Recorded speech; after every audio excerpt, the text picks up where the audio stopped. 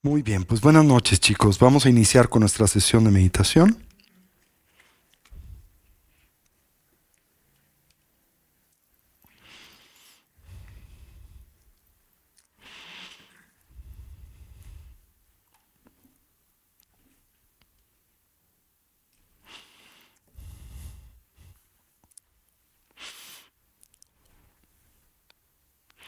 Y vamos como preámbulo a iniciar con nuestras plegarias de aspiración.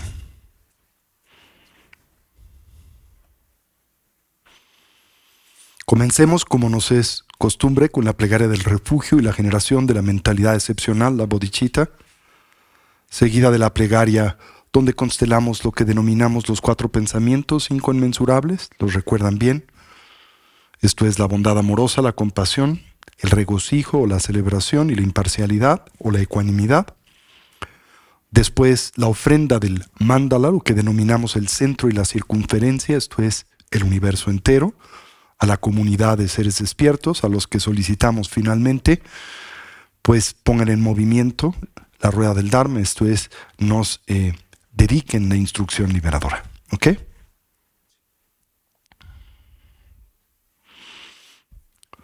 Sanje chudam tsuchi chunam la chanchu bardu dagni kyapsu chi dagi chinsu gipe sunam ki drola penchi sanje drupashu.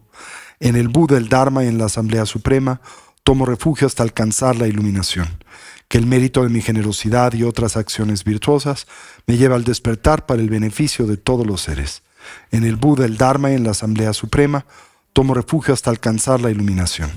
Que el mérito de mi generosidad y otras acciones virtuosas me lleve al despertar para el beneficio de todos los seres. Semchen tamche dewa dang, dewe judan dempa juchi, dunyel dang, dunyel gi, judan jelwa juchi, dunyel mepe dewa dampa dang, mi jelwa juchi, nyering chadang nidang jelwe tangyong chempola neba juchi. Que todos los seres obtengan la felicidad y sus causas, que sean libres del sufrimiento y sus causas, que nunca se vean separados del gozo sublime, libre de sufrimiento, que moren en la gran imparcialidad, libres de apego y aversión hacia aquellos que les son cercanos y lejanos. Que todos los seres obtengan la felicidad y sus causas, que sean libres del sufrimiento y sus causas, que nunca se vean separados del gozo sublime libre de sufrimiento, que moren en la gran imparcialidad, libres de apego y aversión hacia aquellos que les son cercanos y lejanos. Ahora la ofrenda del universo. Recordarán, en nuestras manos simbolizamos el eje del mundo, el Monte Meru, los 4 continentes, el Sol y la Luna. Frente a nosotros, la comunidad de seres despiertos en su cuerpo beatífico. Hacemos esta ofrenda, la que transformamos en luz, y esta es por ellos aceptada con apreciación y regocijo. Sashi puchu chushi metu tram rirab lingshi nide gempadi sanje shindu mikte buwayi druku namdak shindu chupasho. Perfumo la tierra con incienso, la decoro con flores, adornada con el monte Meru, los 4 continentes, el sol y la luna. Concebida como una tierra búdica la ofrezco para que todos los seres gocen de esta tierra pura.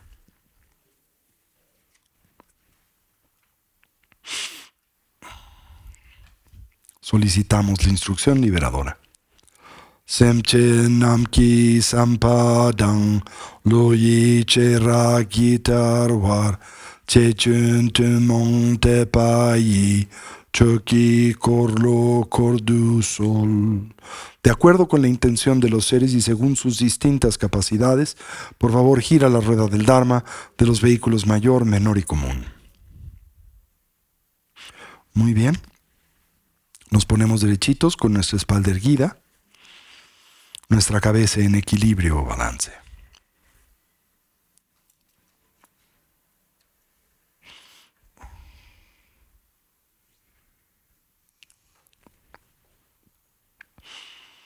Comencemos por evocar una imagen mental de nuestra forma física.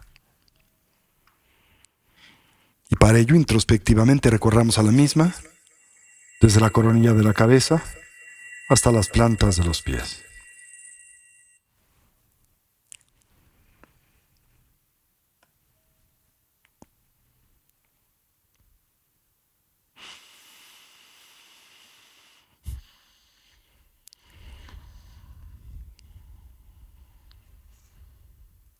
Imaginemos cómo ésta se transforma en una silueta luminosa y translúcida ausente de sustancialidad, con la forma y la postura de los 7 puntos comúnmente asociada al Buda Vairochana.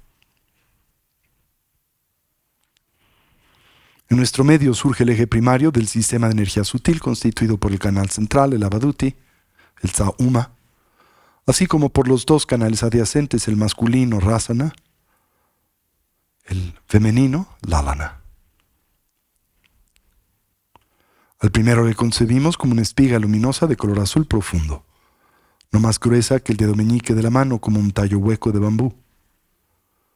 Recordamos parte inicia su travesía en la apertura de Brahma, ese punto localizado 8 dedos por detrás de la línea original del cabello, donde la misma se abre y extiende como un embudo, como un cono, como la punta de un mosquetón. Baja ligeramente por enfrente y paralelamente a la columna vertebral, hasta culminar en ese punto 4 dedos por debajo del ombligo, donde la misma se cierra y redondea como la punta de un bastón. Los 2 canales adyacentes parten de las fosas nasales, se extienden hasta la coronilla de la cabeza, donde se encorvan como el cuello de un bastón, bajando paralelamente a la columna vertebral, con el que se conecta en ese punto 4 dedos por debajo del ombligo. El canal masculino de color blanco y el femenino de color rojo. El primero, para los hombres, a la derecha del canal central y en la posición inversa correspondiente a la fisiología sutil de las mujeres. Con ello en mente, nos involucramos con la yoga de las 9 respiraciones. Le acompañamos de esa forma especial de respirar desde el jarrón, ánfora o vasija. Al hacerlo, intentamos saturar la totalidad de nuestra capacidad pulmonar. Procedemos con la aplicación de la yoga de la retención de la respiración, volteando la atención sobre de sí misma, intentando reconocer y descansar en el estado y condición mental emergente, más profundo, atento y concentrado. Subsecuentemente exhalamos con fuerza como si liberásemos una flecha a través de un arco. Decantamos así 30% del prana presente en la parte superior del cono pulmonar, correspondiente a los vientos kármicos o contaminados de los que dependen las funciones dualistas o conceptuales de la mente o conciencia, tanto las positivas como las negativas. Exhalamos con fuerza y fortalecemos al viento de sabiduría, el Yeshe-Lung, que desde el momento de la concepción hasta la transición del morir reside en el medio del canal central y del cual dependen las altas funciones de la percepción. Hacemos esto 3 veces para el canal masculino, trabajando con su particular energía la blanca, 3 para el femenino, la roja, y culminamos con la aplicación de la práctica de la gran vasija, el Bumpachen, en la que inhalamos simultáneamente por ambas fosas nasales energía de color azul, retenemos la respiración, giramos el estómago 7 veces en el sentido de las manecillas del reloj y 7 veces en el sentido contrario, exhalamos con fuerza y repetimos el proceso 3 veces. Presionamos con la yema del pulgar la primera falange del dedo anular, abrazándole en el gesto conocido como el puño adamantino, con los dedos índices ligeramente extendidos con los que bloquearemos las nadinas de las fosas nasales en el orden correspondiente al ejercicio. Con esta instrucción ejecutemos la yoga de las 9 respiraciones.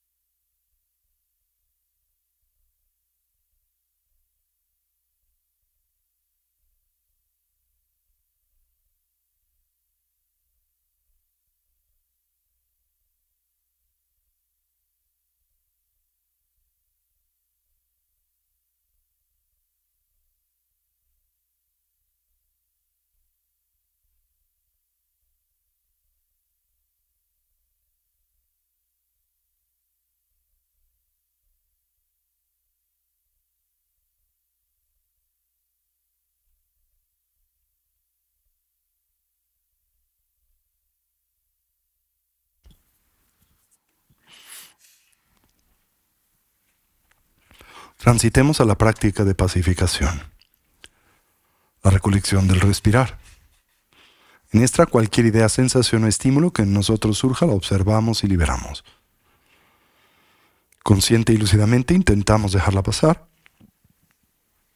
sin elaborar sobre de la misma. Con suavidad y naturalidad volvemos la atención o recolección sobre el flujo natural de la respiración. Simultáneamente atendemos a la esfera de las sensaciones táctiles, en especial aquellas naturalmente asociadas a la respiración, comenzando por la relajación. Introspectivamente recorramos a nuestro cuerpo desde la coronilla de la cabeza hasta las plantas de los pies. Y ahí donde hallemos o identifiquemos cualquier elemento o rastro de ansiedad y tensión, relajémoslo. Si se nos facilita y como un medio hábil a inhalar, imaginemos en nosotros penetra luz y claridad. Concibamos como la misma se vierte sobre de esos puntos de tensión y ansiedad. Al hacerlo, los ilumina, distiende y relaja. Y al exhalar, imaginamos esa tensión nos abandona, como vapor de agua que espontánea y naturalmente se diluye o desvanece en el vacío.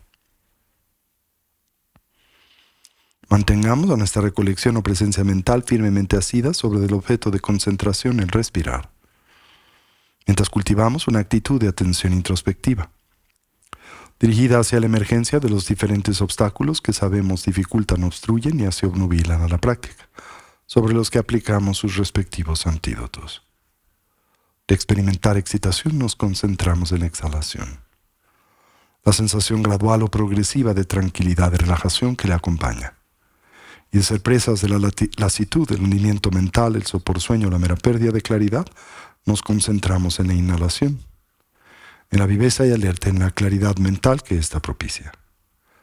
Así orientamos a nuestra mente y cuerpo hacia su estado natural, del todo relajado, libre de tensión, estable y quieto, dotado de claridad y de alerta, de una actitud de vigilancia, mientras atendemos a la respiración sin aferramiento y sin distracción. Establezcamos una transición entre la agitación o el cansancio de la tarde-noche y el estado mental de atención y concentración necesario para el cultivo de las tres sabidurías. La sabiduría del escuchar, que nos conduce a la transformación conceptual, la del análisis y la investigación, que nos permite fortalecer a la experiencia directa, y la de la meditación, que nos conduce y culmina en la plenitud de la integración. Con esta instrucción presente en silencio y por unos minutos, fortalezcamos esta primaria dimensión y aspecto de la práctica. Así, toda la atención sobre el respirar.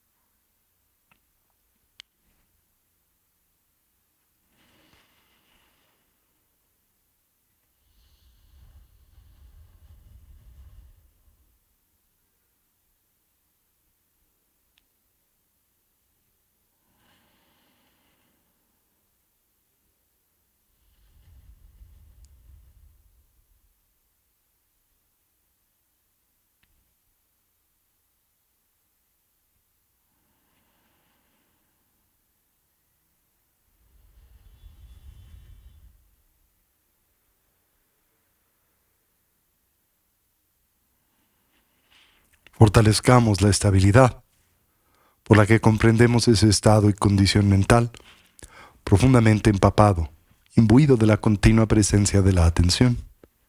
Para ello observemos la natural expansión y contracción del diafragma y del abdomen. Simultáneamente la cercana relación presente entre ese movimiento y el de la respiración. A inhalar observemos si el ciclo es largo o corto, si es profundo o superficial, haciendo lo mismo con la exhalación, mientras simultáneamente atendemos la mera sensación de contacto de nuestro cuerpo con su asiento. De experimentar excitación nos concentramos en la exhalación y de vernos expuestos a la lasitud, la inhalación.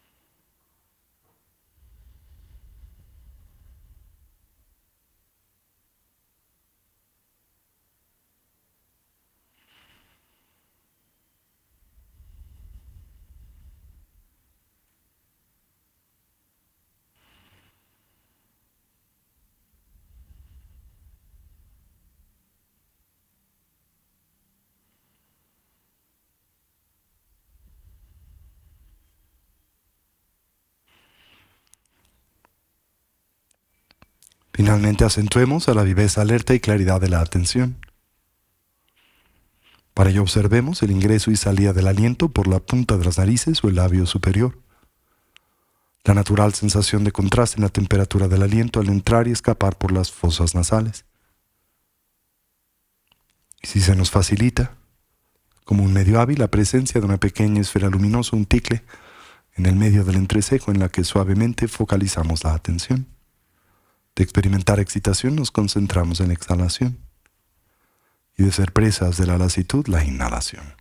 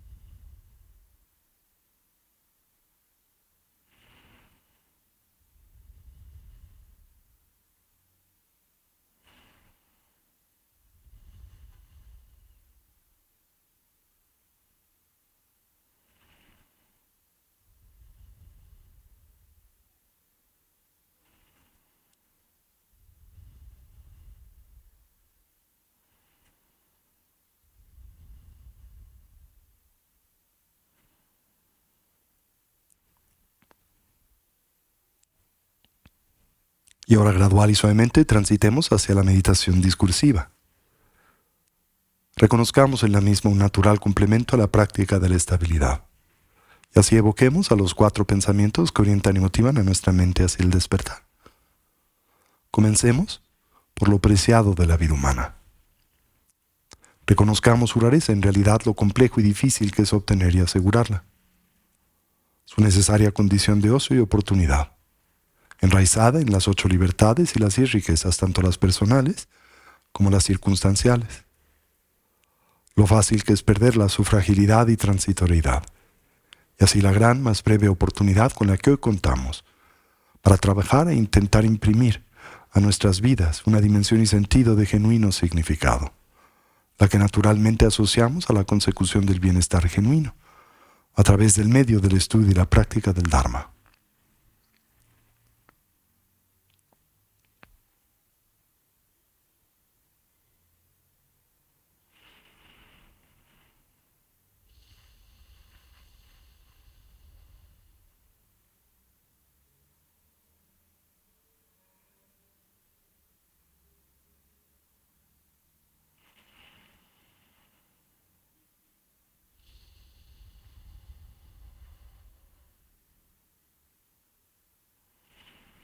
Atendamos a la muerte y la impermanencia, señalando cómo todo cambia y se transforma instante a instante, momento a momento, y cómo en realidad nada y nadie duran para siempre. En especial, contemplemos a nuestra propia condición mortal, y como la única variable del todo certera, segura en la vida, es la de nuestra propia transitoriedad, y que a su vez desconocemos el cómo, de qué manera, en qué momento y condición ésta se exprese o manifieste. Con base en ello, intentemos pensar o reflexionar en torno a lo que debiese de ser genuinamente importante, prioritario, significativo en nuestras vidas. Aquello que pueda brindar o aportarnos bienestar, paz y felicidad duradera. Contrastemos a la misma con su impostor, el mero placer hedónico, el sensorialmente condicionado, siempre y por definición temporal y relativo. Así, por lo que concierne a nuestra meta ulterior, finalmente inconsecuente. Lo que nos pueda preparar para la muerte siempre cercana, inminente e inesperada, el adiestramiento mental, y lo que podamos llevar con nosotros durante la compleja y difícil transición, la del morir, tan solo la eterna continuidad de la mente o conciencia y con ella sus diversas impresiones, hábitos y tendencias.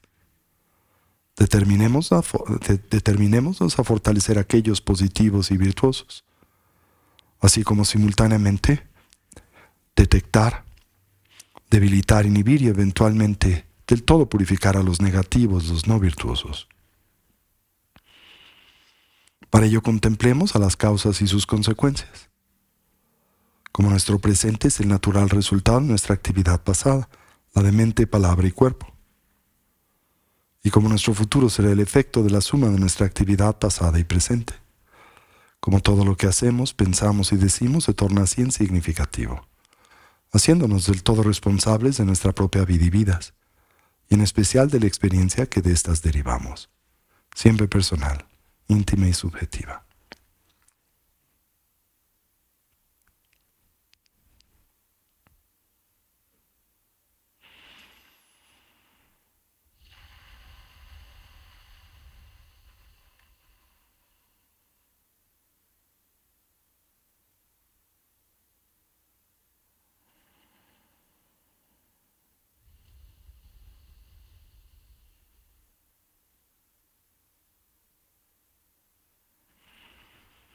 Finalmente comprendamos las limitaciones que son propias y endémicas al samsara, a la existencia cíclica, a la vida condicionada por la matriz de la ignorancia, el apego y la aversión. Como en esta todos los seres sufren, como experimentan y transitan por un sinnúmero de dificultades, conflictos y problemas, de la misma manera que nosotros. Podemos empatizar con estos, conocemos de experiencia del sufrir y naturalmente desearíamos ser capaces de ayudarles. Mas reconocemos nuestras limitaciones presentes para hacer y lograr esto, y es con ello en mente que volteamos nuestra atención en la dirección del refugio y que nos determinamos a establecer una orientación auténticamente positiva y segura en la vida, la que simbolizamos a través de la triple joya. Así, tomamos refugio en el Buda. Lo hacemos no tan solo como un hombre o persona, sino como alguien que representa la naturaleza abierta y clara de la mente, como sus potenciales evolutivos. Tomamos refugio en el Dharma, como un compromiso para integrar y poner en práctica las instrucciones de vida, desarrollo y cultivo que el Buda nos dio o aportó. Tomamos refugio en la Sangha, la comunidad compuesta primariamente por aquellos genuinamente avanzados en el sendero, los despiertos, los Budas, los liberados, a los que denominamos Arhats, los héroes o Bodhisattvas.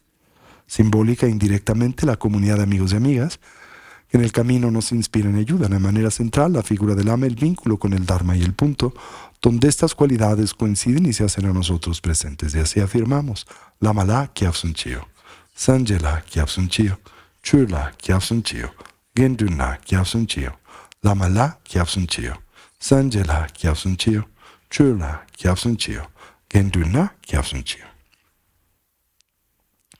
Transitemos ahora a la práctica de la presencia abierta. Para ello abramos nuestros párpados y descansemos nuestra mirada en el espacio vacuo frente a nosotros. Extendamos simultáneamente la misma calidad de atención a las 6 esferas sensoriales, atendiendo a todas las apariencias, sin aferramiento y sin distracción. En añadidura a intentar atender o notar aquello que surja momento a momento en cualquiera de estas esferas cognitivas,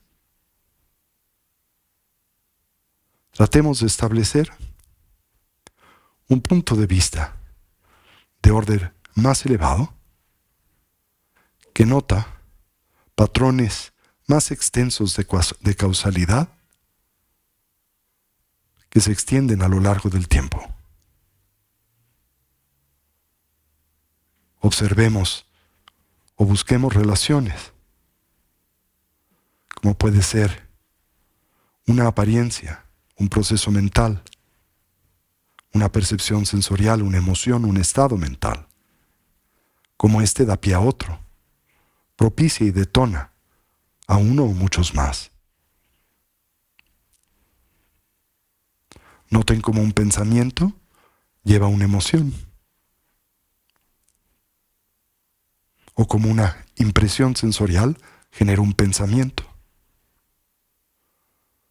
Tratemos de observar la manifestación de patrones de interdependencia dentro del contexto de las apariencias que se hacen presentes a las 6 esferas sensoriales.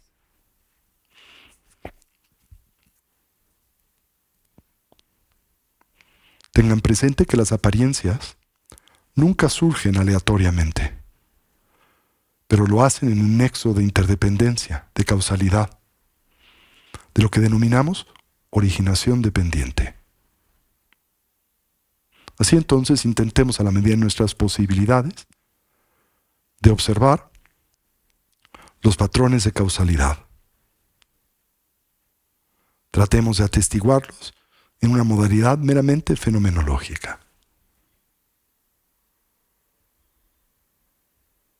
Recuerden, trátanse simplemente de patrones regulares de apariencias que dan pie a otras apariencias, sin necesariamente tener presente algún otro mecanismo subyacente. Dejen que su voluntad esté pasiva,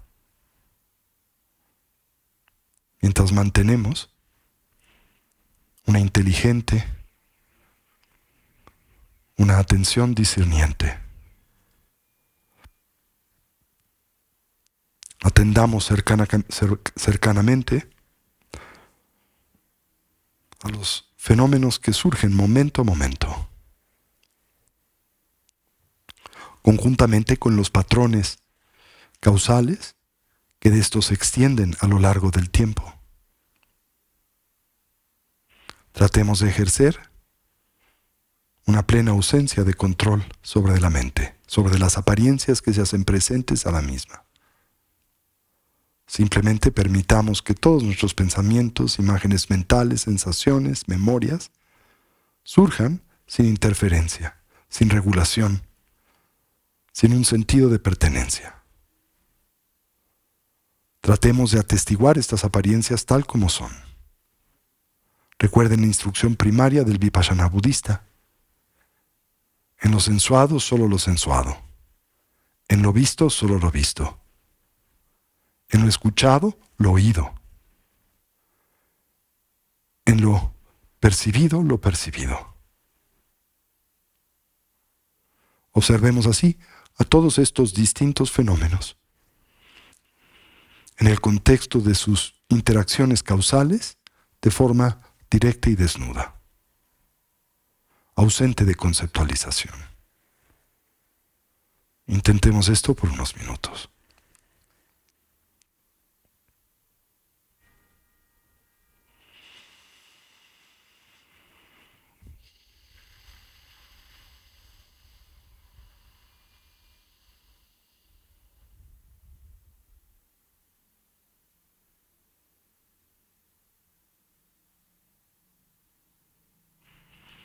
Recuerden que en la práctica de la presencia abierta, nosotros atendemos vigilantemente lo que sea que aparezca en nuestras diferentes esferas sensoriales, mientras simultáneamente nuestra conciencia permanece inamovible, ausente de aferramiento a ninguna de las mismas. A medida en que nuestra práctica progrese y se ahonde, experimentaremos el sabor de lo que en la tradición indotibetana es conocido como la experiencia de la fusión entre la quietud y el movimiento. Lo que llamamos en la lengua tibetana Neju Zungju. Esto quiere decir que nuestra conciencia está del todo quieta, relajada, mientras que atiende con percepción clara lo que sea que surja, que emerja, con percepción clara, con una inteligencia que discierne la mirada de diferentes fenómenos que van y vienen, momento a momento, a nuestros diferentes campos y esferas sensoriales. Recordemos y tengamos presente cómo las apariencias van y vienen constantemente. La idea es hacernos conscientes de esta gran variedad de movimiento dentro del contexto de la impermanencia. Y aunque todo surge y cesa continuamente, permanecemos en un estado y condición de atención centrado, del todo quieto y estable. Esta cualidad simultánea de quietud y de movimiento es una que en nosotros puede prosperar a través de liberar el aferramiento a los pensamientos o a las impresiones sensoriales. Así la conciencia se torna espaciosa.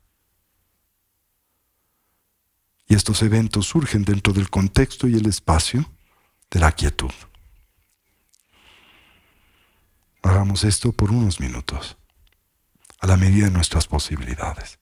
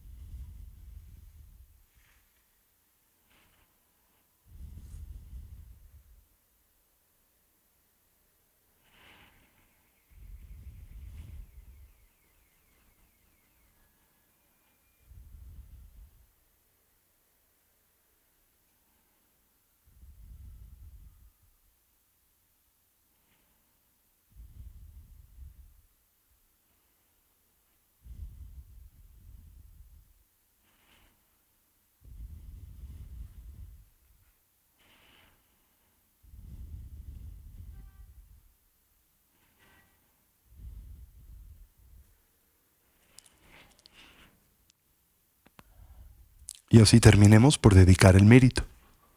Deseemos cualquier potencial positivo que a través de este medio ya hemos desarrollado o cultivado, sirve y sea de beneficio a todos los seres.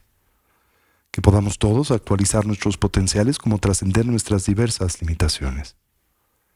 Que una mentalidad altruista pueda nacer donde no ha nacido y se incremente donde ya existe. Que todos los seres puedan ser felices, puedan dejar de sufrir. Que pronto todos podamos actualizar la conciencia omnisciente y compasiva de un Buda, no solo en nuestro propio beneficio, sino en especial en el de aquel de los que nos rodean. Imaginemos del centro de nuestros corazones irradia un intenso haz de luz blanca, y como éste se extiende hacia todos los seres, mundos y dimensiones, ahora fundiéndose en aquellos que más lo necesitan, como los que sufren de hambre y de enfermedad, como los que deambulan inconscientemente el estado intermedio entre la vida, la muerte y el renacimiento, como aquellos que son presa de la violencia y la guerra, de diferentes tragedias naturales, y aquellos sobre los que se depositan grandes responsabilidades.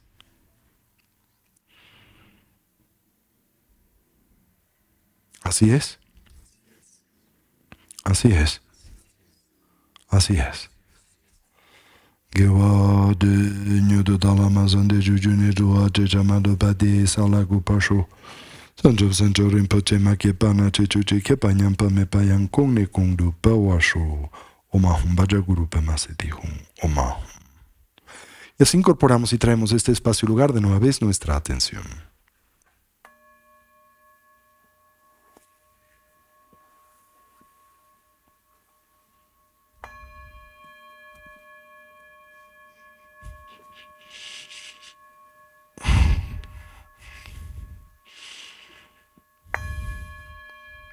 Muy bien. Bueno, debemos todos de tener presente que la miriada de diferentes prácticas que comprenden el universo de transformación que promueve y propone el Buda Dharma, todas, sin excepción, tienen algún propósito. Ninguna de estas diferentes prácticas, inclusive podríamos señalar o concebirlas como tecnologías, son aleatorias. Y por supuesto, ninguna entre estas carece de significado. Todas tienen un objetivo en particular. Ahora, como hemos previamente señalado, en buena medida podríamos afirmar que la totalidad de estas herramientas de transformación cognitiva, porque esos son, finalmente, se dividen en dos grandes categorías. Dos diferentes tipos o dimensiones de direccionalización o aplicación de la atención.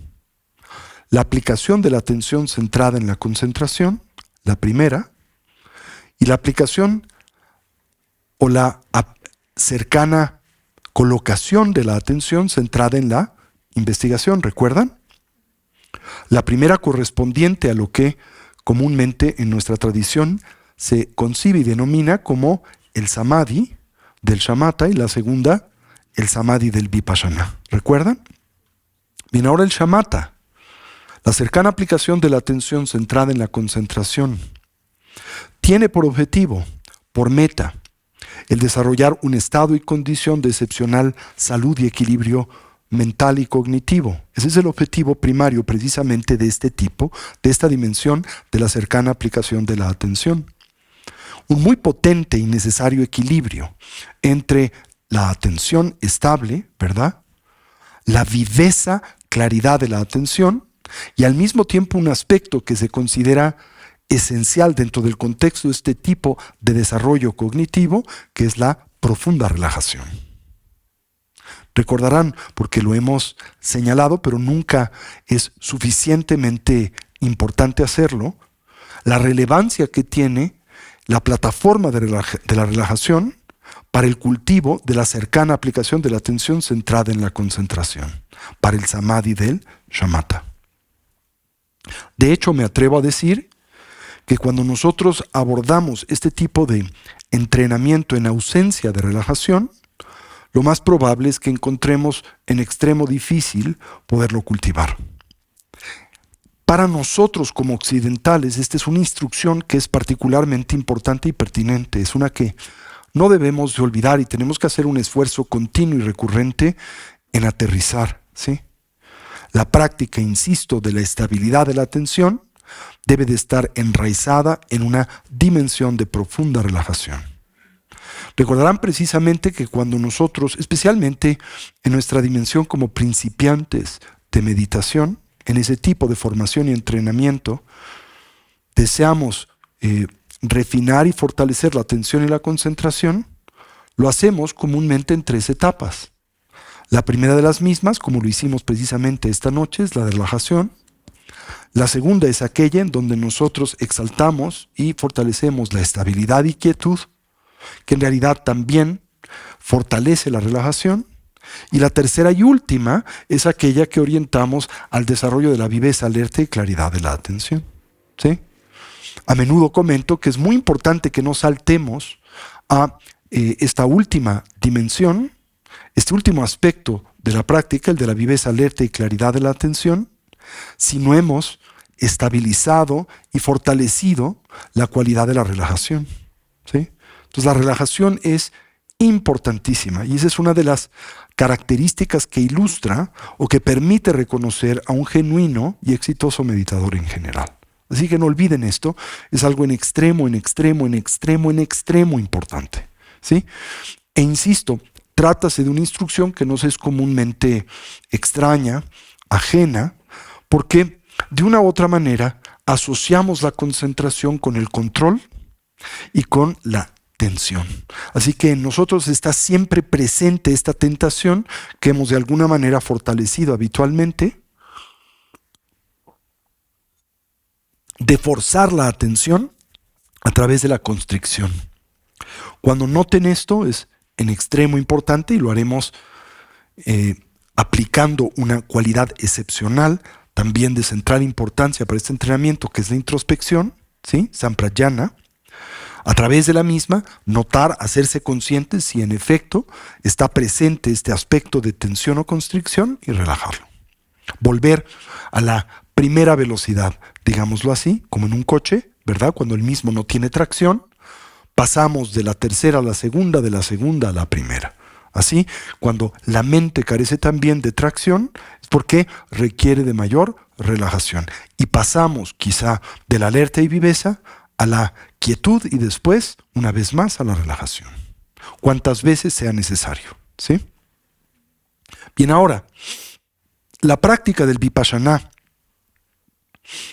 lo que llamamos también la visión o el entendimiento especial, es lo que quiere decir vipassana, ¿recuerdan? Vi quiere decir ver, y passana quiere decir de forma especial, particular o alternativa.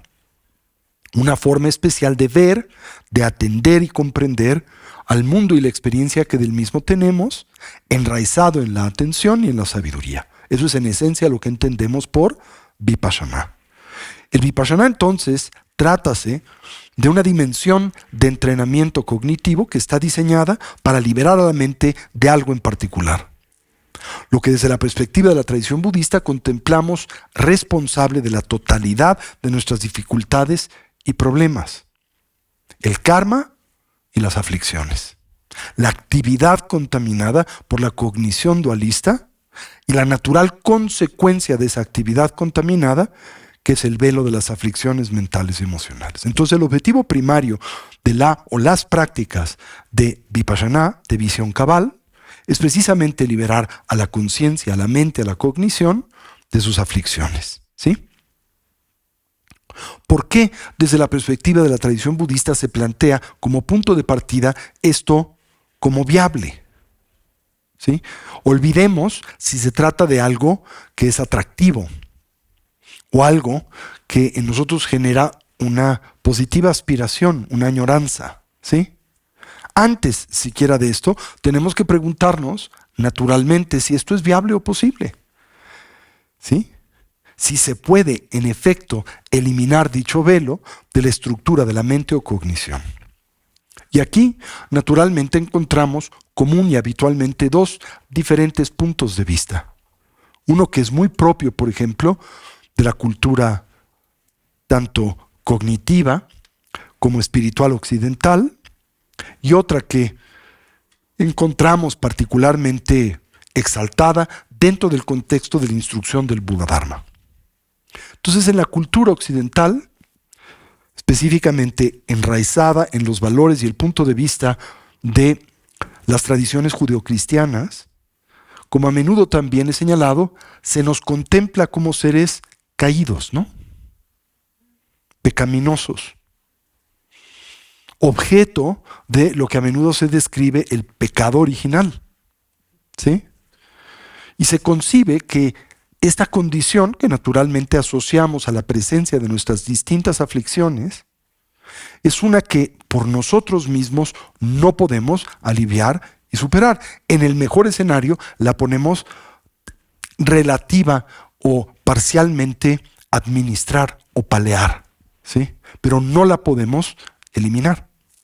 Es por ello que dentro del contexto de esta particular aproximación teísta, se establece un vínculo con un ser superior al que se concibe omnipotente y omnisciente, al que el individuo se entrega con devoción y con humildad, y al que le solicita ejerza su poder para en aliviar ese velo de aflicciones mentales y emocionales, que a través de ese poder supremo, la gracia, puede en efecto eliminar. No entremos, ¿verdad?, en el debate o en el cuestionamiento del por qué, si eso en efecto acontece, es selectivo. Porque eso es imposible de comprender si por ello intentamos conservar la visión de ese ser superior precisamente como uno exaltado, como uno infinitamente más elevado en términos de su refinamiento mental y emocional que nosotros, ¿verdad? E indudablemente en ese contexto el judeocristiano, esa habilidad es una que ejerce ese ser superior selectivamente. Y sobre de quién lo ejerce, sobre de aquellos que establecen un vínculo de apertura, receptividad y devoción hacia el mismo, lo mismo o la misma, como lo quieran abordar, ¿sí? Pero aquellos que están fuera de dicha esfera son excluidos de ese potencial. Eso es muy difícil de entender, de hecho es algo imposible de racionalizar, ¿sí? La tradición budista parte de un punto de vista radicalmente distinto, el que también previamente hemos discutido. ¿Cuál es ese punto de vista del cual parte la cosmovisión que es propia del Buda Dharma? Precisamente el que ese velo de aflicciones mentales y emocionales que a todos cotidiana y habitual recurrentemente nos aflige, no es intrínseco a la naturaleza esencial de la mente o conciencia. Eso no le resta su capacidad de manifestarse temporalmente en la continuidad de la misma, pero no es sustancial o intrínseco a esta. Y una de las razones por las que se afirma no es sustancial e intrínseco a esta es que nunca se mantiene o puede preservar su misma coherencia y continuidad. Está sujeto a diferentes intensidades y variaciones, ¿no? Tomemos, como lo hemos hecho también previamente, como un elemento de contraste o de ilustración, cualquier aflicción mental y emocional. Entre ellas, una de las tres raíces, como por ejemplo es la ira, el enojo o la aversión. ¿Qué seguiría, verdad? ¿Qué lógicamente derivaríamos si la ira, el enojo y la aversión en efecto fueran intrínsecos a la naturaleza de la mente o cognición? Bueno, tradicionalmente se dice, si este fuese el caso, entonces la ira, el enojo, la aversión, y como ejemplo podríamos extenderle a cualquiera de nuestras distintas aflicciones mentales y emocionales, sería coemergente y cosustancial a la mente, su condición y naturaleza. Coemergente quiere decir que cada vez que un proceso mental, cognitivo, emocional en nosotros se presentase, lo haría en vínculo indivisible, inseparable de dicha aflicción mental y emocional, como en este caso la ira. En esencia implicaría el poder observar empíricamente la condición de continuo y permanente enojo o ira en un perceptor. Eso quiere decir coemergente. Y cosustancial quiere decir, ¿verdad?, que la estructura misma de la mente y cognición sería indivisible, inseparable de esa aflicción mental y emocional, por lo que la misma se presentaría en toda condición y circunstancia, y lo haría simultáneamente en absoluta independencia de cualquier influencia, condiciones y circunstancias, ¿verdad? Tendríamos entonces como punto de partida, dentro del contexto del adiestramiento mental que es propio del Buddha-dharma y particularmente aquel que tiene que ver con el entrenamiento de la visión cabal o el vipassana, tendríamos que comenzar por cuestionarnos si esto es lógico, si este señalamiento sigue a lo que podemos empíricamente observar en nosotros y los que nos rodean. Así que hagámoslo, ¿no? Por un momento, exploremos primero, ¿no?, si una aflicción como lo es la ira está siempre en nosotros presente. Emerge con cada instante de percepción o conciencia, con cada cognición. Esto es lo mismo que afirmar que siempre seríamos presa de la influencia todo permeante del enojo, la ira o la aversión. En esencia sería tanto como señalar el estar siempre enojados, ¿no? Entonces, ¿ustedes se identifican de esa manera? O sea, empírica, ¿verdad? Objetivamente pueden en efecto abrazar ese señalamiento, corresponde con la experiencia que tienen de sí mismos, están en efecto siempre enojados. No. ¿Conocen a alguien en esa condición, humano o no humano? Aún un animal que transita por momentos, como lo hacemos nosotros, por una condición de ira, enojo, de incomodidad, ¿verdad? Aún ese animal está siempre sujeto a esa condición, o esta se manifiesta en el contexto del devenir de su experiencia y percepción en discontinuidad. Los animales, cualquiera, su mascota, ¿está siempre irritable o no? Por ejemplo, esta, como nosotros, transita por el periodo natural del dormir, ¿verdad? ¿Y cuál es, digamos, un síntoma y por tanto también un correlato fisiológico que es característico y propio de ese estado y condición, por el que todos los animales transitamos en diferentes ciclos, pero así lo hacemos? ¿Qué caracteriza al dormir? ¿Una condición de qué naturaleza? De profundo recogimiento y tranquilidad y relajación, ¿no? Nadie transita, especialmente por la fase profunda del dormir, el sueño profundo sin sueños, sujeto a ningún tipo de ira, tensión o aversión. Nadie está irritado en ese estado y condición. Y un correlato primario que ilustra este señalamiento es la condición de la más profunda y plena relajación que naturalmente acompaña a todo perceptor durante ese tránsito. No podría hacerse presente ese estado y condición de profunda relajación si el individuo fuera presa de la ira, el enojo o la aversión, ¿no? Aún en el contexto de la vida cotidiana, en el estado de vigilia, nadie es, ¿verdad?, capaz de sostener indefinidamente un estado y condición de ira, aversión, enojo o irritación. Por más, ¿verdad?, adepto que pretendas ser a ese estado y condición, no lo puedes sostener indefinidamente. Una de las razones siendo porque demanda la inversión de una enorme cantidad de energía que no tenemos.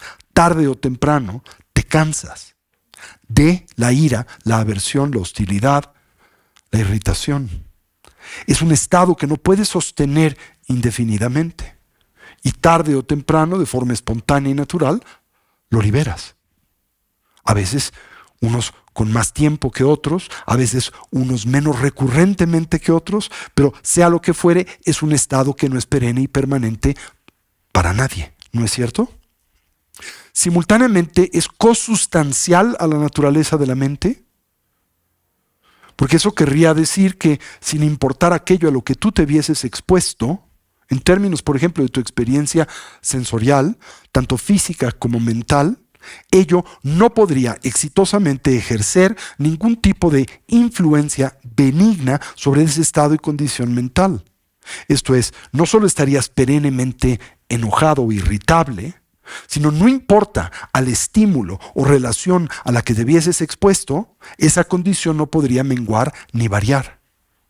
Una vez más, corresponde esto a su experiencia. Trátase esta de un señalamiento que pueden validar empíricamente a través de su propia experiencia o la atención y observación que tienen de otros. No, nadie, ¿verdad?, opera de esa manera.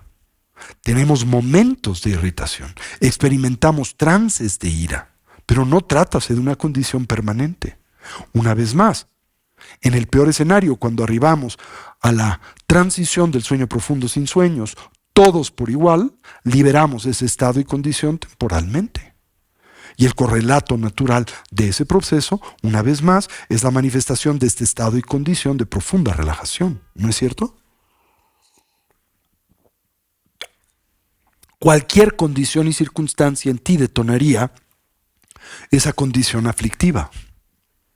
Podemos entonces, y creo lo podemos hacer con objetividad, ¿verdad?, afirmar que simple y sencillamente ese punto de vista no corresponde a la realidad. Y tendríamos que señalar que esas aflicciones mentales y emocionales, hemos señalado la ira, pero podríamos decir exactamente lo mismo de cualquier otra, el orgullo, ¿verdad?, los celos, el apego, así, subsecuentemente, cualquiera de las 84,000 aflicciones, ninguna de estas es en nosotros permanente.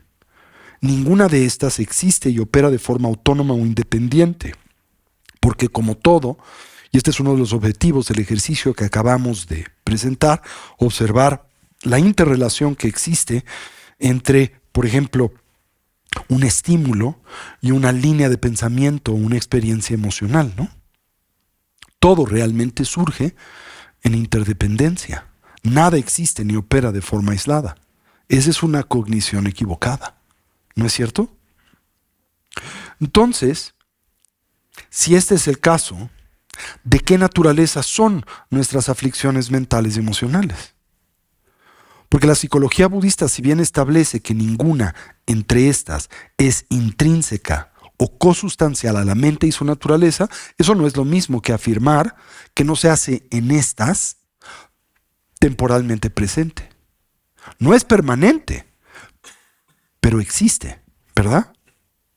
No es estable, pero inestable e interrumpidamente se manifiesta en la continuidad de nuestra mente o cognición, ¿sí? El enojo no es, ¿verdad?, monolítico, pero se presenta impermanente y fragmentariamente en la continuidad de nuestra experiencia. Entonces, si bien estamos diciendo que no es permanente, por ello no estamos afirmando que es inexistente. ¿Me doy a entender? Solo que no existe así, de esa manera, con esa modalidad en particular. Ahora, esta es una observación en extremo importante, porque si a través de la misma, en efecto, todos eventualmente concluimos que nuestras aflicciones mentales y emocionales, en efecto, no son intrínsecas y consustanciales a la naturaleza y continuidad de la conciencia, tendremos que concluir que éstas en ellas se manifiestan tan solo de una forma particular, se dice accidental. Accidental quiere decir, en filosofía, temporal y relativamente. Y si estas aflicciones mentales y emocionales en efecto se manifiestan temporal y relativamente dentro de la continuidad, estructura y naturaleza de la mente, también podemos postular, estas pueden, 1, disminuir en intensidad. 2, pueden temporalmente inhibirse en términos de su continuidad. Y 3, lo más importante, la hipótesis primaria más profunda de trabajo de la psicología budista y su soteriología, esto es, su teoría de liberación, podemos del todo eliminar la presencia de esas aflicciones mentales y emocionales dentro de la continuidad y estructura de la mente y cognición. Por lo tanto, podemos concluir que el estado llamado Buda es viable y posible. Y ese estado es uno que se describe como liberado, específicamente ¿de qué? del velo de las aflicciones mentales y emocionales.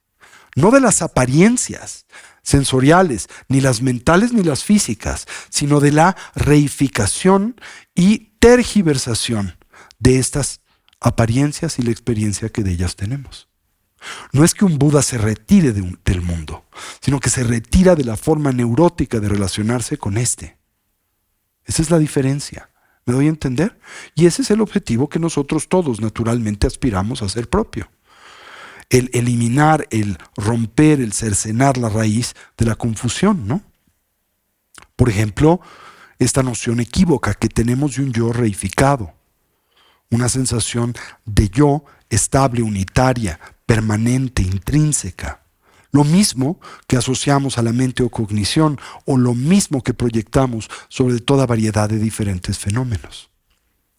Y una vez que hemos logrado este objetivo, ¿no?, se dice dentro del contexto de la tradición del Sendero del Diamante, el Vajrayana, nos encontramos listos para una práctica superior. Un tipo de meditación pinacular, y esta es la que conocemos como la de la gran perfección, el Dzogpa Chenpo. ¿Sí? El Mahāti.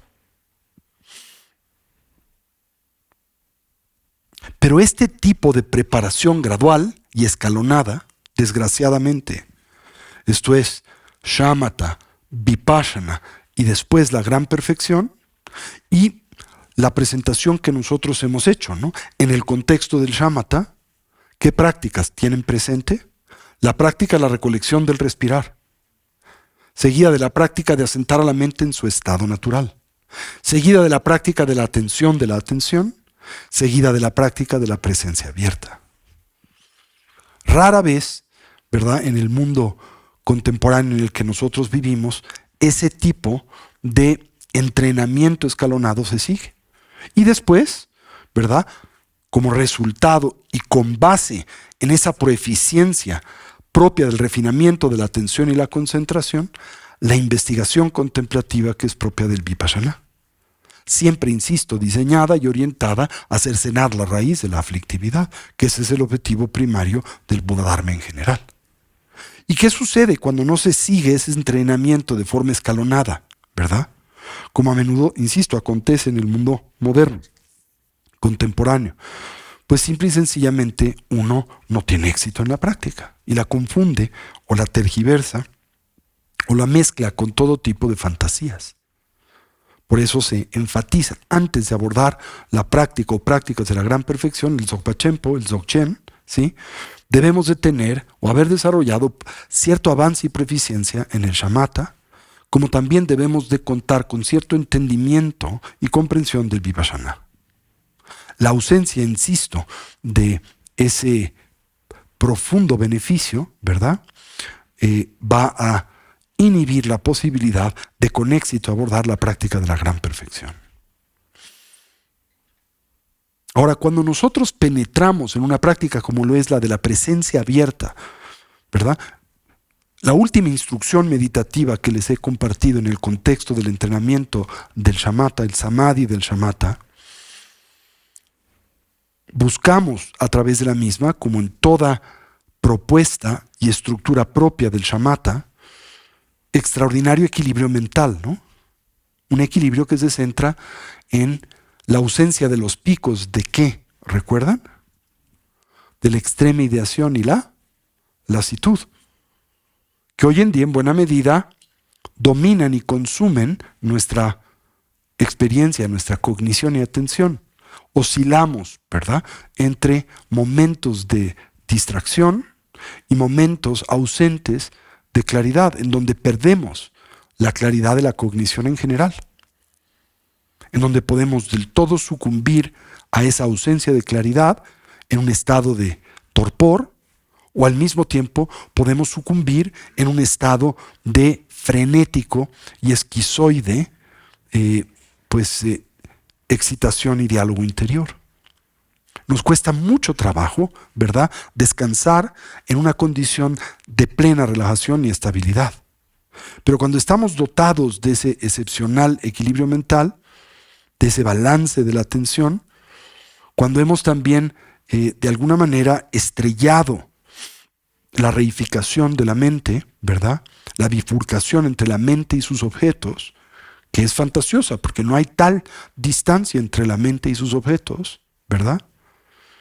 Y hemos tenido un pequeño atisbo siquiera a la naturaleza esencial no elaborada de la mente o conciencia, podemos en efecto descansar sin esfuerzo alguno en lo que llamamos presencia abierta, que ulteriormente implica y quiere decir descansar y permanecer en un estado ausente de actividad. Para que lo entiendan, un estado en donde técnicamente lo que se propone es que no hagamos nada. ¿Sí? Ahora, esto suena particularmente sencillo. Pareciese como si una instrucción de esta naturaleza, no hacer algo, fuese fácil, ¿no? Pero en realidad, si lo piensan, ese estado de quietud, ausente de movimiento, es en extremo difícil de cultivar. Porque lo que nosotros asociamos con no hacer nada es hacer algo.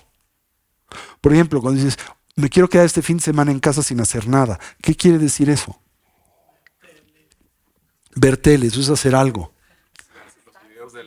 Los videos de las redes, eso es algo, ¿verdad? Macramé, algo, ¿verdad? Cocinar, algo. Todo eso es hacer algo. Lo que llamamos hacer nada es hacer algo, ¿sí? Entonces, no somos muy buenos para lo que la tradición budista plantea como no hacer nada. ¿Sí? Más bien nosotros tenemos excepcional proficiencia en hacer mucho. Hacemos muchas cosas, ¿verdad? Entonces no es fácil permanecer en ese estado y condición. El intentar permanecer en ese estado de presencia abierta. ¿Por qué? Porque la mente ausente de entrenamiento lo pierde, se distrae dentro del contexto de unos segundos y lo hace preguntándose a sí misma, ¿y ahora qué sigue? O sea, una vez que estás en conciencia presente te desesperas y algo dentro de ti te dice, ¿y ahora qué? ¿A qué sigo? ¿A qué atiendo? ¿Con qué me identifico? ¿Sobre de qué dialogo? ¿Verdad? Y pierdes ese estado de lo que hemos descrito como quietud y movimiento, donde atiendes el mundo que se mueve en un estado de absoluta quietud, sin aferramiento, sin distracción, sin identificación. ¿Sí? Porque eso es hacer algo. Aún corrigiendo o corregir a la mente deambulante, que es una instrucción primaria de la primera dimensión del shamatha, por ejemplo, traer la atención al respirar, eso es hacer algo. Eso no es dzogchen, ¿sí? Porque todavía hay una tarea por ejercer. Hay un dominio, un control de la mente y sus procesos. Es por esto que, ¿verdad? Ninguno de estos son o se refieren a la práctica de la gran perfección. Y es por esto que el shamatha precede al vipassana en esta secuencia clásica, ¿sí? Al mismo tiempo se dice, si nosotros haber cuestionado, penetrado, intentado debilitar o disolver la noción de un yo sustancial, de una mente unitaria, autónoma, independiente, de un sujeto de la misma naturaleza, de un objeto del mismo tipo, lo que llamamos descansar en el estado natural no es más que descansar en una condición de reificación. ¿Verdad? Mientras que si de verdad descansamos en la condición de la presencia abierta, no nos identificamos con nada, no seguimos a nada, no discurrimos sobre de nada y nadie. Atendemos todo lo que surge en las diferentes esferas sensoriales, pero lo hacemos sin identificación o aferramiento y al mismo tiempo sin distracción. Meditadores muy avanzados, aún hoy en día, ¿no?, pueden mantener este tipo de presencia cuando se dice con su cuerpo descansando, inamovible como una montaña, y su conciencia prístina, abierta como el espacio, con la imaginería clásica de la tradición de la gran perfección, aun cuando están ejecutando cualquier actividad en la vida cotidiana, sin perder ese estado y condición. Claro, en nosotros esto suena casi imposible, porque en el momento en que nos involucramos con cualquier actividad, perdemos esa auténtica presencia, ese reposo ante la movilidad, ¿no es cierto?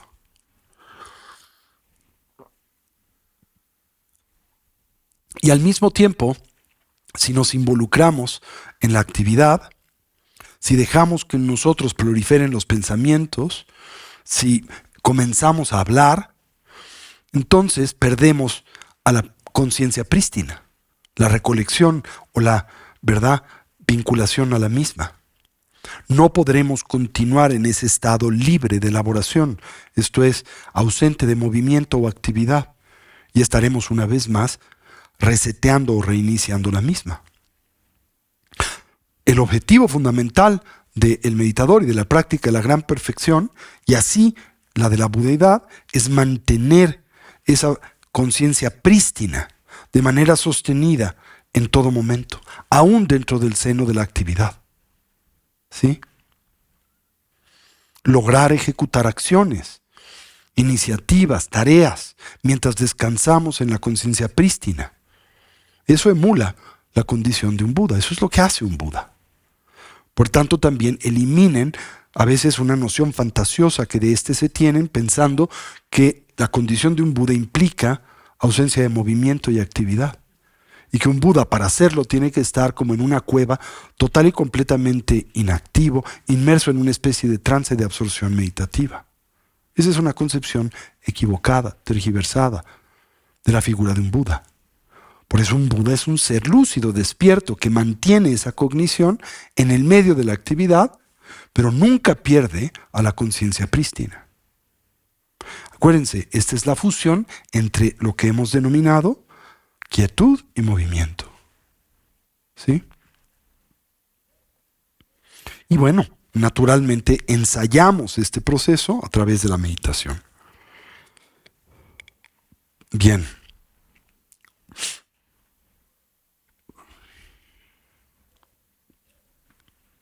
Recuerden simultáneamente algo que es muy importante, que todas nuestras diferentes esferas sensoriales, con excepción de la mental, operan de forma mutualmente exclusiva.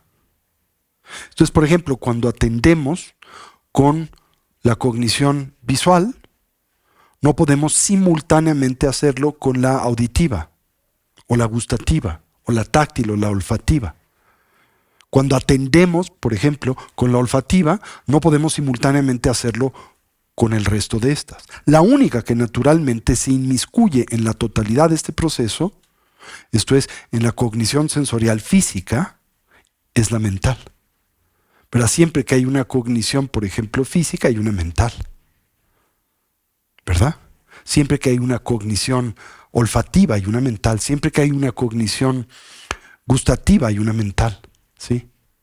Pero cuando hay una cognición física, cada una de estas se manifiesta independiente a otras. Claro, lo hace alternando entre una y otra. Eso es, puedes tener un instante de cognición visual, seguido de un instante de cognición auditiva, seguido de un instante de cognición olfativa. Y esto se da en tal velocidad que parecen operar simultáneamente.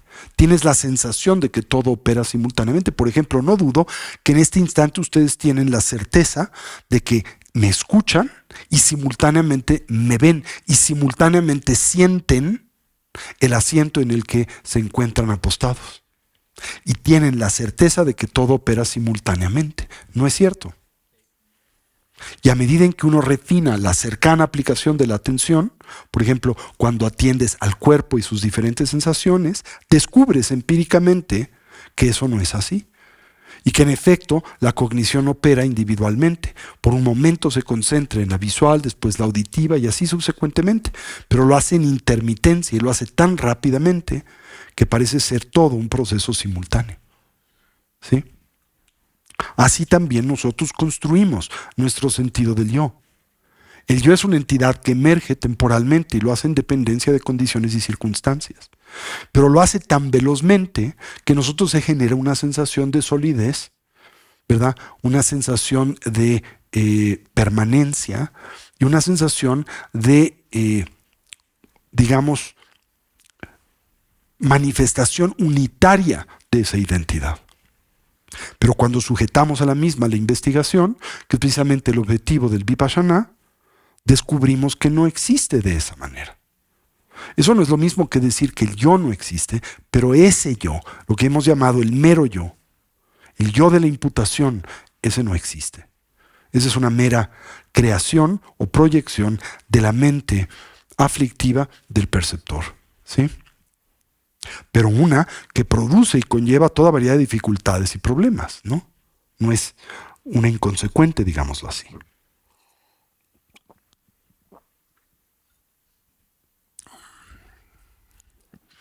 Ahora, un aspecto que es muy interesante y que se hace ahora explícito, a pesar de que permea a todas las cercanas aplicaciones de la mente y de la atención, es el hecho de que nosotros no atendemos a estas secuencias causales para ganar conocimiento por sí mismo, ¿verdad? Más bien,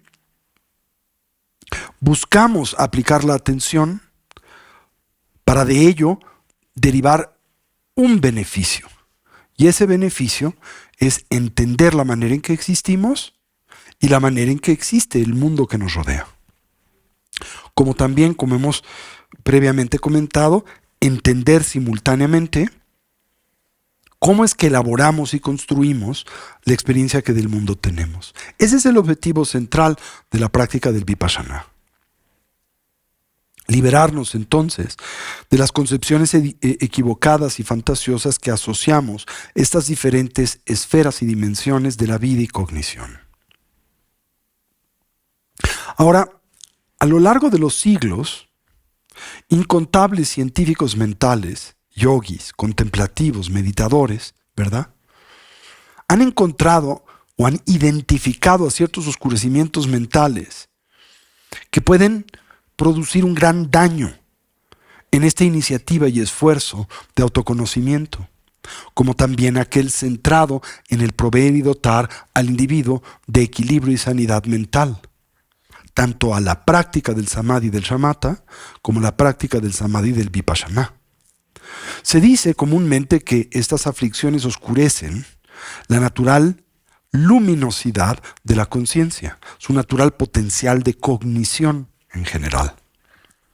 Al mismo tiempo inhiben la persecución del bienestar genuino y por lo tanto simultáneamente dificultan el reclamo del bienestar duradero, ¿verdad?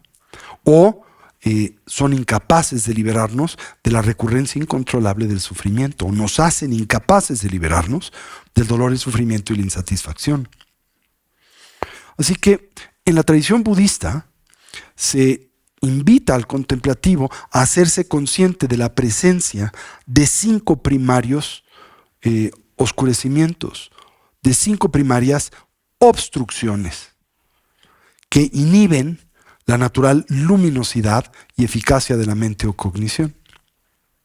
¿Cuáles son estas, digamos, aflicciones o estos obstáculos? El deseo sensual es uno. La malicia es otro. La lasitud y el letargo, otro. La excitación y la ansiedad, otro. La incertidumbre, la duda aflictiva, otro. ¿Sí? Y se nos entrena óptimamente a intentar observar los efectos que estos obstáculos, ¿verdad?, producen, o las consecuencias negativas que producen en la calidad de la mente y la atención. Entonces, una vez más, son el deseo sensual, la malicia, la lasitud o el letargo, la excitación y la ansiedad, y la incertidumbre o la duda aflictiva. ¿Sí? Shantideva, el gran contemplativo indio y erudito, decía o describía 2 diferentes maneras en las que un individuo puede perseguir el bienestar genuino, la libertad del sufrimiento. ¿Sí? Particularmente mientras nosotros nos encontramos socialmente involucrados con el entorno inmundo, ¿verdad?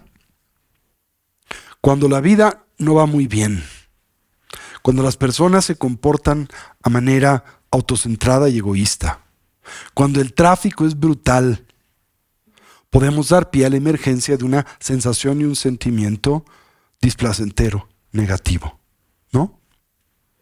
En la metáfora de Shantideva, esta primera aproximación es el identificar a la totalidad del mundo o a las personas, ¿verdad?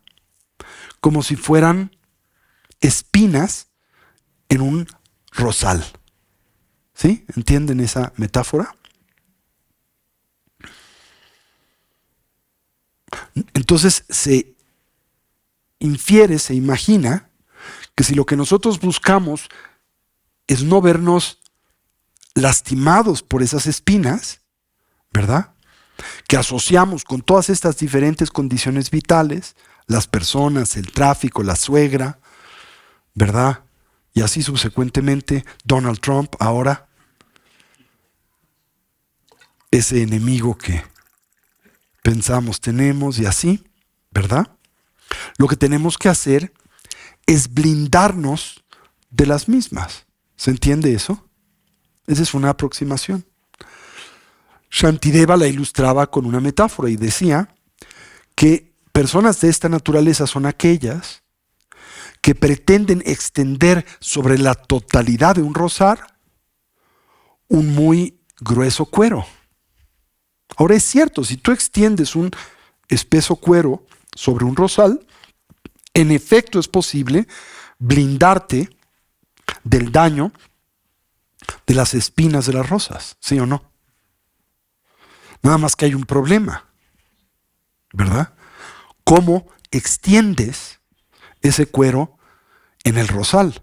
Porque lo puedes hacer en una parte del mismo, pero no lo puedes hacer en todos. Esto trasciende tu capacidad y recursos, porque tendrías que ulteriormente extender dicho cuero, metafóricamente, sobre el rosal del samsara, que es el universo entero.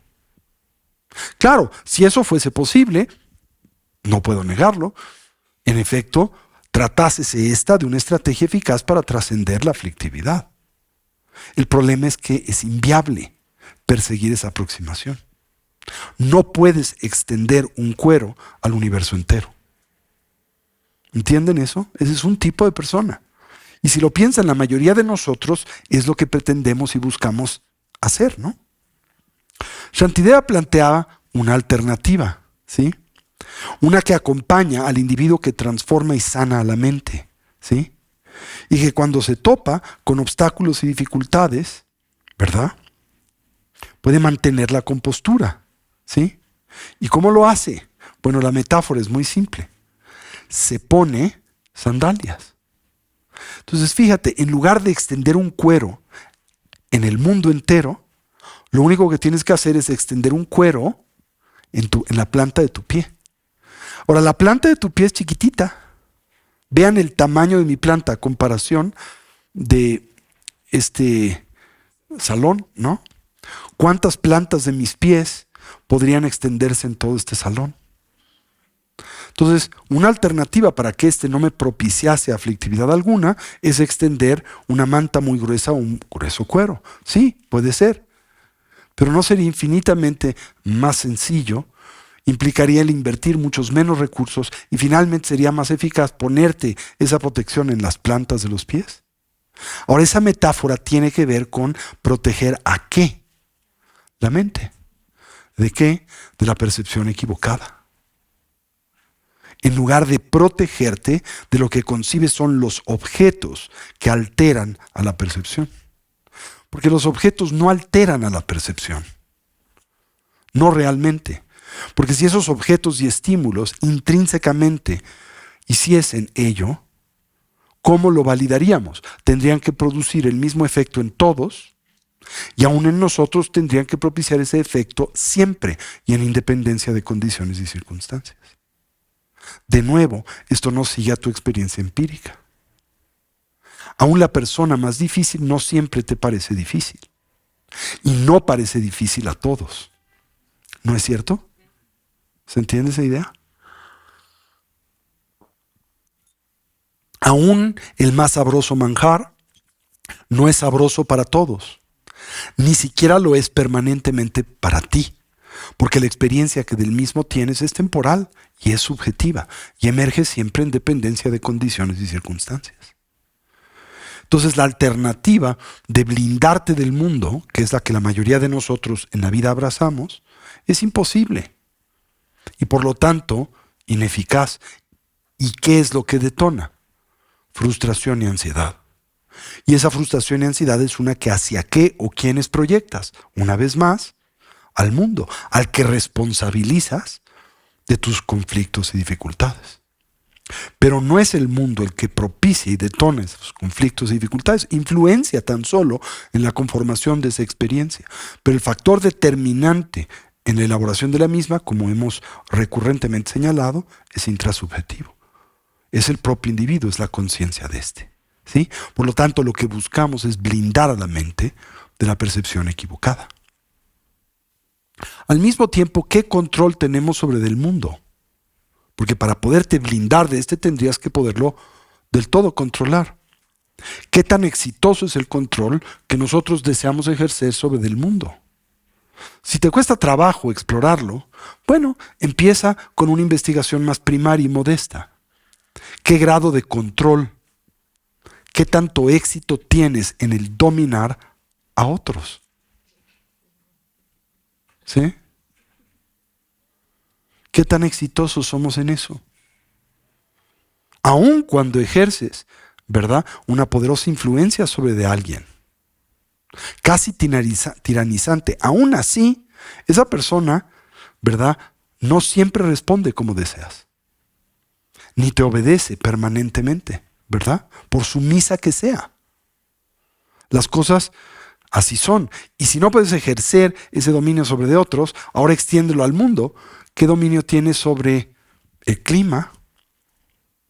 Lo hemos visto estos últimos días, estas últimas par de semanas imagínense, estos eventos en Los Ángeles, ¿no? Estos incendios que han destruido una parte importante de la ciudad.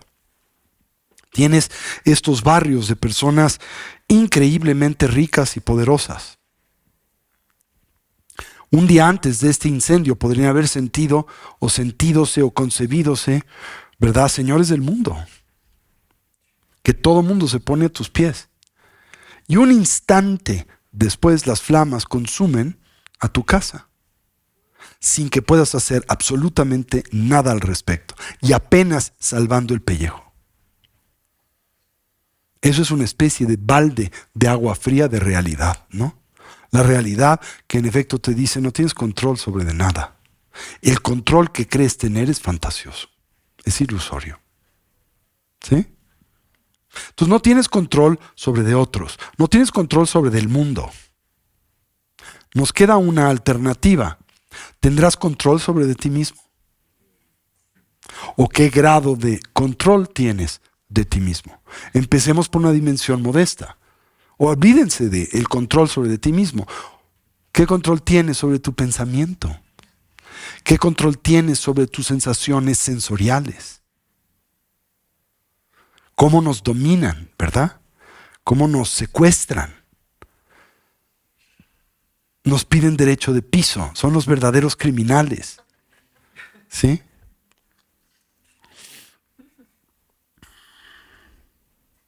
Puedes entonces, por ejemplo, por lo que concierne a la mente, reconocer características, patrones, impulsos que te vulneran al sufrimiento.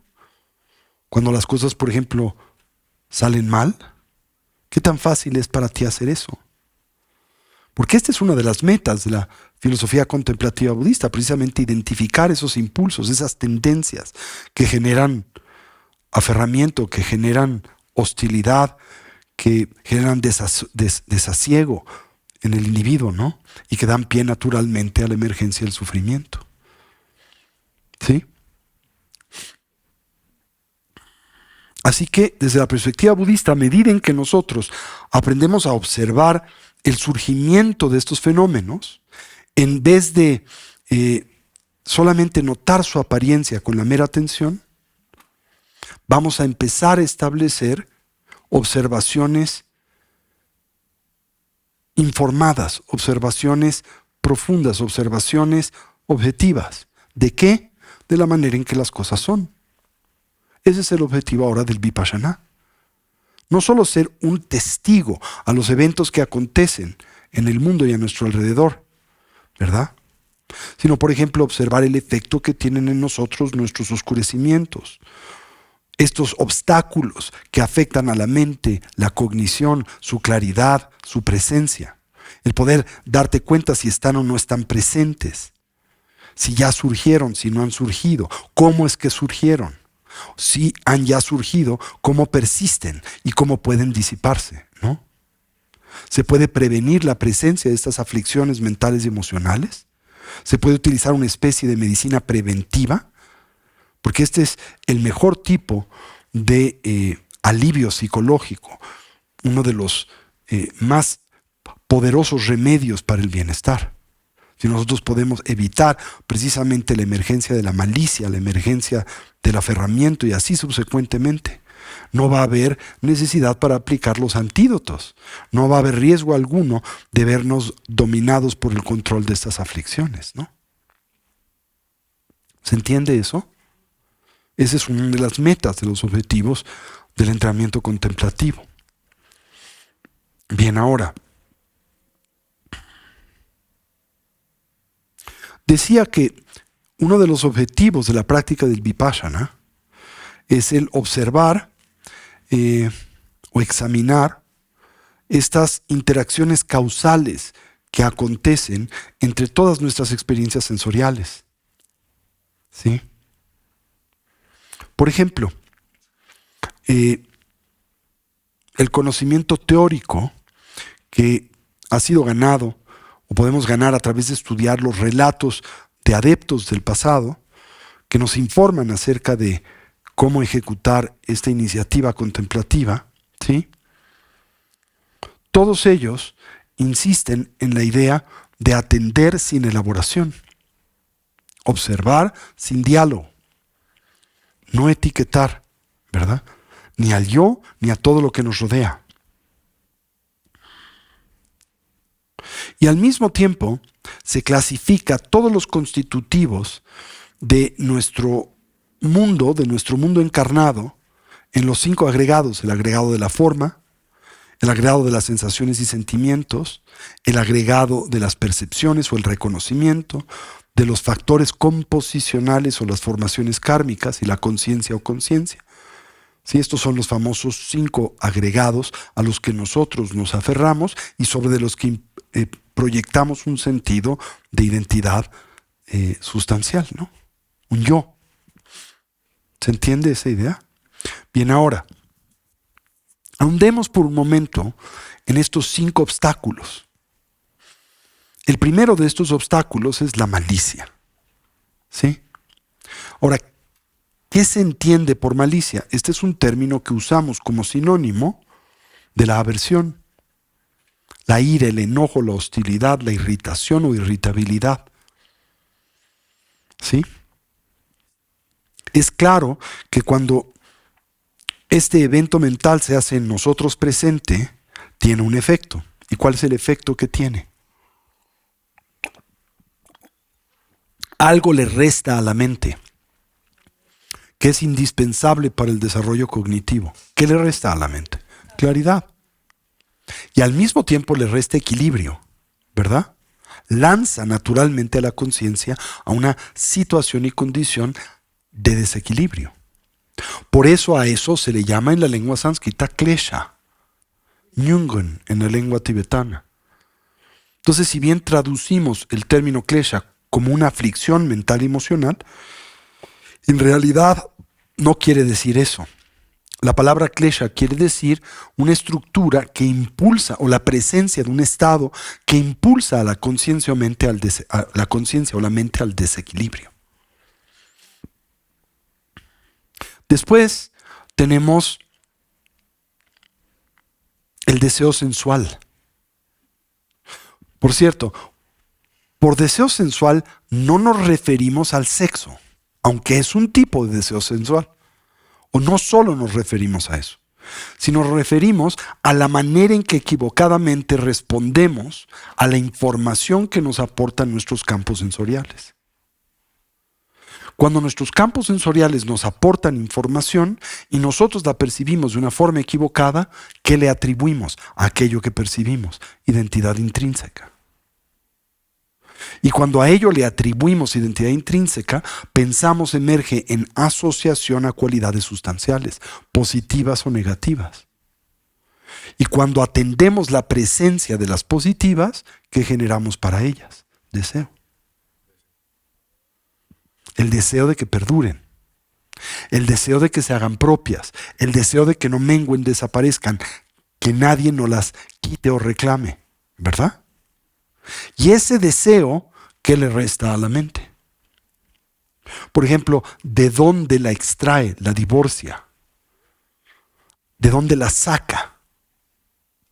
El deseo saca a la mente de algo de una dimensión muy importante, la única que está dotada de existencia, el presente. Y lanza a la conciencia siempre al futuro y el pasado. La disasocia del presente. Y al mismo tiempo esclaviza al individuo a la expectativa que pretende satisfacer a través de ese estímulo. Que dado el hecho de que en efecto no existe genuinamente como el individuo aparece, es incapaz de proveerle de esa satisfacción, por lo que tan solo se perpetúa un círculo vicioso de ansiedad. Ese es el deseo sensual. Ahora, esto no quiere decir de forma alguna que dentro del contexto de la tradición budista y en su entrenamiento se condene toda forma de deseo, porque aún el despertar requiere de deseo. Es una aspiración, ¿no? Estamos hablando del deseo sensual. El deseo que emerge de la incorrecta interpretación de la información que nuestros sentidos nos aportan. El físico y el mental. ¿Se entendió eso? El tercero de estos obstáculos es la lasitud. La pérdida de claridad. De este hemos hablado mucho. El cuarto de estos obstáculos es la extrema ideación, la excitación. También de él hemos hablado mucho. Y el quinto y último de estos obstáculos es la duda aflictiva. La duda aflictiva se refiere no a la duda per se, que la tradición budista contempla también como un valor y una cualidad indispensable en el camino al despertar, dado el hecho de que la tradición del Buda Dharma es una de radical extracción empírica. ¿Sí? Entonces, enarbola y aprecia y atesora a la duda como algo muy importante, parte del método de exploración y conocimiento que conduce al despertar. Pero no hacía lo que llama la duda aflictiva. Es una duda que perpetúa la aflictividad del individuo. La duda en torno a ciertos tópicos que son centrales para el sendero del desarrollo evolutivo, como lo son cuáles. La duda en torno a la posibilidad de reclamar el despertar. Esto es la duda que nos conduce a pensar que el despertar no puede actualizarse, no existe. ¿Se entiende eso? La duda que nos lanza a negar la realidad de la interdependencia, las causas y sus consecuencias, el karma. ¿Cuál es el riesgo de negar el karma? ¿Qué riesgo tiene para el individuo no entender la relación causa y efecto? ¿A qué conduce una persona la negación del karma? ¿Qué tipo de conducta? Irresponsable, aflictiva, que perpetúa sus dificultades y problemas, ¿no? Porque aunque niegues la existencia de las causas y sus consecuencias, las causas y sus consecuencias operan, ¿no? Pero si niegas su existencia, puedes pensar que las acciones negativas pueden producir efectos positivos. O puedes inhibir y llevar a cabo acciones positivas porque piensas pueden producir efectos negativos.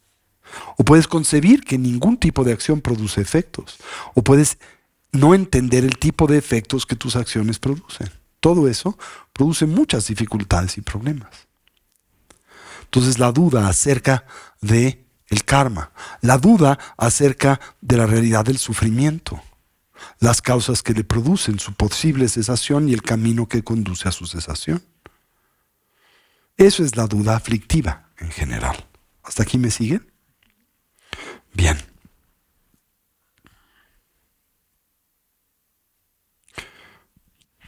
Ahora, en el contexto de la cercana aplicación de la atención sobre los fenómenos, ahora el Buda examina la operación de las 6 bases sensoriales, las seis esferas de percepción, tanto las físicas como la mental, ¿sí? Lo hace de forma externa e interna, ¿sí? Dice, monjes. Un monje, esto es un practicante, conoce el ojo, conoce las formas visuales y conoce las dificultades o defectos que surgen dependiendo de uno y del otro, y así para el resto de los campos sensoriales. ¿Sí? Hablaremos de este punto, ¿no? Las 6 esferas sensoriales la semana próxima, como parte de la cercana aplicación de la atención sobre los fenómenos. ¿Hasta aquí vamos? ¿Sí? Bien. Ahora, ante los 5 venenos, si no podemos inhibir, surjan y nos secuestren, tenemos que aplicar sus antídotos, ¿no? ¿Cuál será, piensen, el antídoto de la malicia? La paciencia. ¿Sí? Que no es pasguatés, ¿se acuerdan? ¿Cuál es el antídoto de el deseo sensual?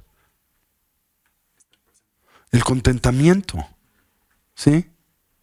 ¿Cuál es el antídoto de la lasitud? La claridad mental. ¿Cuál es el antídoto de la extrema ideación? La estabilidad, la atención unipuntual. ¿Cuál es el antídoto de la duda aflictiva? La certidumbre, la certeza, ¿no? ¿En torno a qué? A estos tópicos en particular, ¿no? El despertar, el karma, la interdependencia, el surgimiento dependiente y así, ¿no? Pero eso se practica, no sé cómo la paciencia. ¿Sí? A través del conocimiento, a través de desarrollar el conocimiento, por ejemplo, de las 4 nobles verdades. Por eso un tema central de la cercana aplicación de la atención sobre los fenómenos es la exploración de las 4 nobles verdades.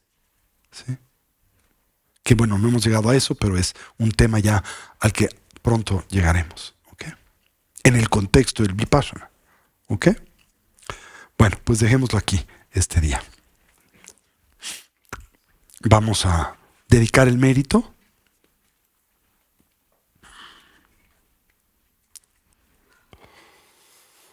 Sunam di tamche sepani tobne nyepe janam panine yegana chi balab trupayi sipe tsole droa shu.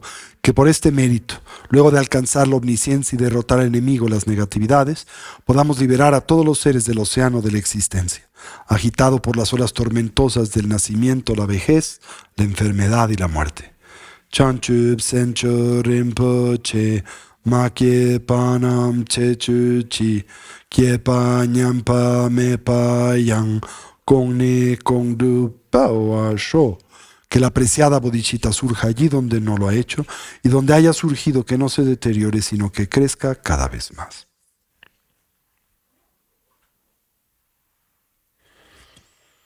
Muchas gracias y recurrentemente dediquen el mérito a Donald Trump, al nuevo presidente de Estados Unidos, que para bien o para mal, nos guste o no, pues es uno de los agentes más poderosos de nuestro mundo, capaz de beneficiarle o de enormemente perjudicarle. Y como todo lo probable es lo segundo, deseémosle todo lo mejor, mandémosle toda la luz, que tenga claridad y discernimiento. ¿Ok?